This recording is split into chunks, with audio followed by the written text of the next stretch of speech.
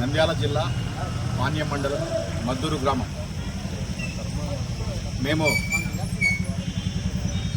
మా పండిన పొలంలో మినుములు మరియు శనగలు కంగుటూరు శ్రీనివాస్ అనే వ్యక్తికి 2017 నుంచి 2023 వరకు వేయడం జరిగింది. వాటికి సంబంధించి అతను అనామతులు వేయించుకొని మరి ఒక మంచి రేటు వచ్చిన తర్వాత లెక్క చేసి డబ్బులు ఇస్తానని మౌఖికంగా మాట్లాడుకోవడం జరిగింది. వాటికి సంబంధించి దాదాపు 10 లక్షల రూపాయలు మాకు ఇవ్వాల్సి ఉండగా అందులో భాగంగా అతను మందులు అతనే అమ్ముతాడు కాబట్టి అతను చేనికి మందులు ఇవ్వడం జరిగింది. కొంత పైకము 79,000 రూపాయలు పైకం కూడా మాకు ఇవ్వడం జరిగింది.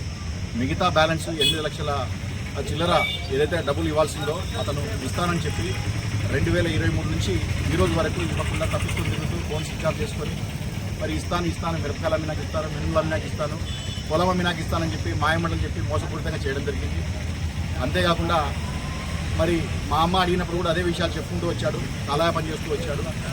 మాకు ఇవ్వాల్సిన డబ్బులు ఇవ్వాలని 25 మే నెలలో బెదిరి దగ్గరికి పోయి అడిగినప్పుడు ఈ డబ్బులు ఇచ్చే విధాన్ని బెదిరించి బూతులు తిడుతూ ఏం చేసుకుంటూ చేసుకోకండి, మమ్మల్ని డబ్బులు అడిగితే మీ అంత చూస్తామని కూడా బెదిరించడం జరిగింది.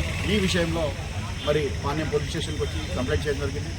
మరి స్పందించిన పోలీసులు తక్షణమే అతని మీద కేసు నమోదు చేసి మరి దర్యాప్తు చేస్తున్నామని చెప్పారు. మరి మాకే కాదు, నాతో పాటు టీచరు మహమ్మద్ రఫీక్ కూడా దాదాపుగా 4,75,000 రూపాయలు అతనికి కూడా ఇవ్వాల్సింది. అతను ఇవ్వకుండా సతాయిస్తున్నాడు. మరి ఇతనికి డబ్బులు ఇచ్చేది లేదని కూడా చెప్పడం జరిగింది.